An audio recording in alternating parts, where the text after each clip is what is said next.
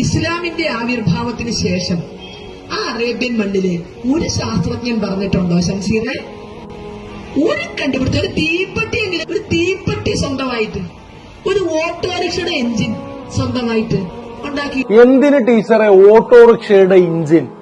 വിമാനം വരെ കണ്ടുപിടിച്ച റൈറ്റ് സഹോദരന്മാർക്ക് ഇൻസ്പയർ ആയതുപോലും ലോകത്താദ്യമായി വായുവിനേക്കാൾ ഭാരമുള്ള യന്ത്രത്തിൽ പറന്ന 9-ാം നൂറ്റാണ്ടിലെ മുസ്ലിം പണ്ഡിത പ്രതിഭയായിരുന്ന അബ്ബാസ് ബിൻ ഫിർനാസ് ആയിരുന്നു.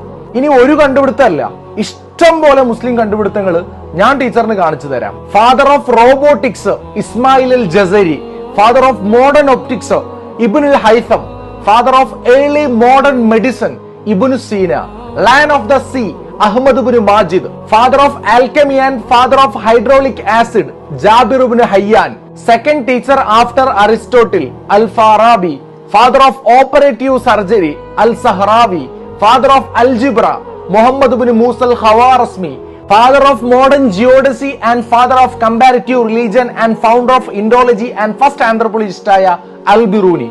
പിന്നെ നിങ്ങളൊരു ടീച്ചർ തന്നെയാണെങ്കിൽ ലോകത്തെ ആദ്യത്തെ യൂണിവേഴ്സിറ്റി ആരാണ് ഉണ്ടാക്കിയത്?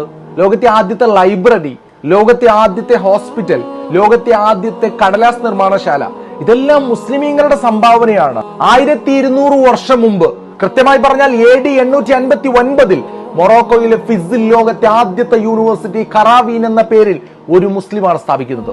ഇന്നും ആ യൂണിവേഴ്സിറ്റി നടന്നുകൊണ്ടിരിക്കുന്നുണ്ട്.